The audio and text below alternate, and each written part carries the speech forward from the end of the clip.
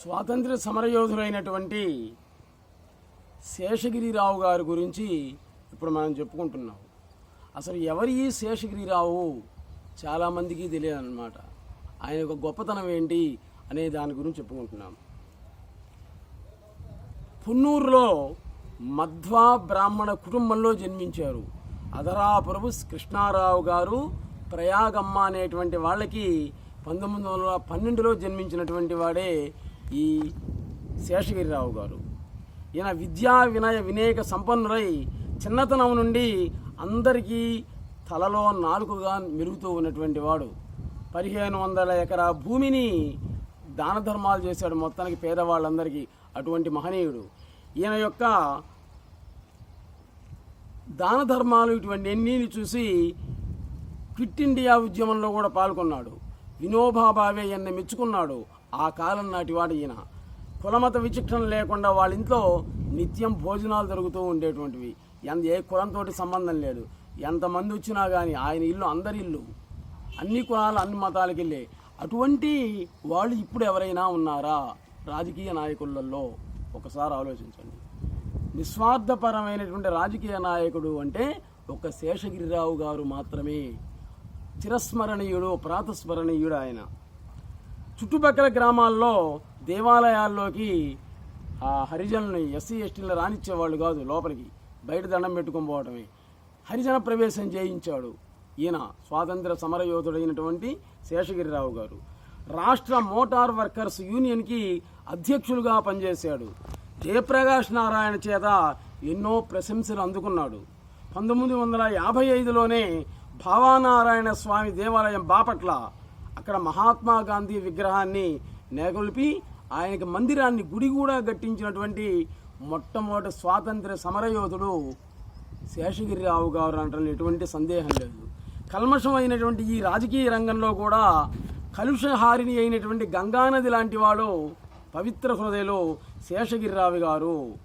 స్వాతంత్ర సమరయోధులకి ప్రభుత్వం 5 ఎకరాల పొలాన్ని ఇచ్చింది. స్వాతంత్ర సమరయోధుల్లో పోరాడినటువంటి వాళ్ళకి ప్రభుత్వం 5 ఎకరాల పొలం. ఆ 5 ఎకరాల పొలాన్ని కూడా ఆ మహనీయుడు జిల్లెళ్ళుమూడి అమ్మవారి ఆశ్రమానికి దానం చేసి ఇచ్చాడు. చూడండి ఎంత గొప్పవాడో. అమ్మవారి ఆశ్రమానికే ఇచ్చేశాడనమాట. అటువంటి ధన్యజీవి, ప్రాతస్మరణీయుడు ఈయన. ఈరోజు జిల్లెళ్ళముల్లో అందరిల్లు అని ఉంది. ఆమె కూడా అంతే అన్నమాట. ఆమె ఇంటికే అందరిల్లు అని పెట్టింది. అందరూ ఎస్సీ ఎస్టీ బీసీ లేదు, ఎవరు వచ్చినా కానీ అక్కడ భోంచేసి వెళ్ళాలి. నా ఇంటికి ఆకలితో రావాలి, కడుపు నిండా పోవాలి. ప్రేమతత్వం అక్కడ మెయిన్గా. ఆమె మహిమల్ని అవసరమైనప్పుడు చూపించింది. ఎంతోమంది రోగిష్ఠులు, కుష్ఠవ్యాధి ఉన్నటువంటి వాళ్ళ రోగాలన్నీ కూడా తన మీదే తెచ్చుకుంది పాపం. చివరికి క్యాన్సర్తో ఉన్నటువంటి వాడు బాధపడుతున్నాడు. ఆ క్యాన్సర్ని తనకు తెచ్చుకొని అతను ఆరోగ్యవంతుని చేసింది. ఆ క్యాన్సర్ గడ్డతోటే పాపం ఆమె పరమపదాన్ని పొందింది. అటువంటి మహనీయురాలు జిల్లెళ్ళమూడి అమ్మవారు. ఆమె మన సుబ్రహ్మణ్యం గారికి గురువు, తొలి గురువు ఆమె అన్నమాట. రిజైన్ చేయమని చెప్పింది కూడా ఆమె. ఆ రూపంలో వచ్చి చెప్పింది. తర్వాత వీరయ్య గారు ఆయన గురువు గారు. అక్కడ జిల్లెళ్ళమూడి అమ్మవారిని ఎప్పుడైతే శేషగిరిరావు గారు చూశారో, ఆమె పాదస్పర్శను ఈయన స్పృశించాడో అప్పుడే ఇంకా మారిపోయాడు మొత్తం. అక్కడే ఉండిపోయాడు మా జిల్లెళ్ళమూడిలోని. ఇప్పుడు రైల్వే స్టేషన్ దగ్గర, బాపట్ల రైల్వే స్టేషన్ దగ్గర శేషగిరిరావు గారి ఇల్లుంది.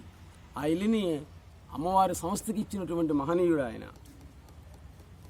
17వ ఏటనే చదువుకి స్వస్తి చెప్పాడు. విదేశీ వస్తు బహిష్కరణలో పాల్గొన్నాడు. 18వ సంవత్సరంలో ఉప్పు సత్యాగ్రహంలో పాల్గొన్నాడు మహాత్మా గాంధీతో పాటు. తన ఉన్నటువంటి పొలాన్ని పేదవాళ్ళందరికీ కూడా దానం చేశాడు. రాష్ట్ర మోటార్ వర్కర్స్ యూనియన్గా ఆయన నియమించబడ్డాడు.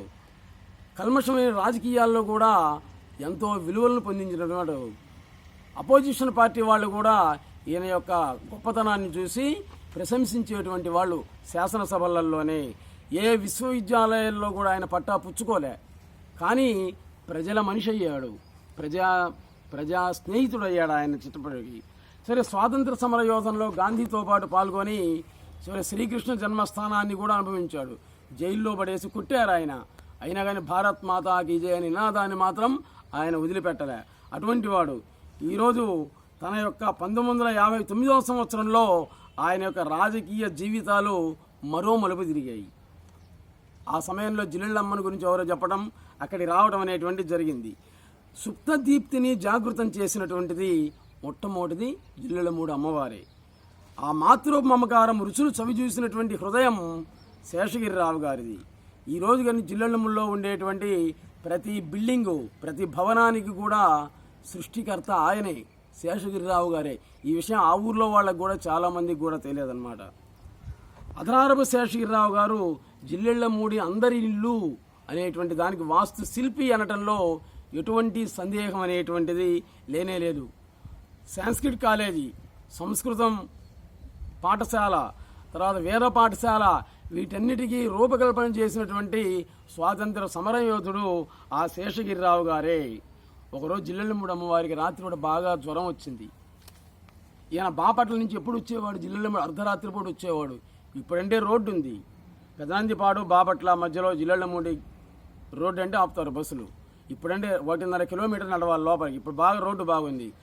ఒకనొకప్పుడు అన్ని పెద్ద అరణ్యం, అదంతా చెట్లకు పాములు ఏలబడుతూ ఉండే అన్నమాట. ఈయన అర్ధరాత్రి పూట వచ్చేవాడు ఎప్పుడూ కూడా జిల్లెళ్ళమూడి.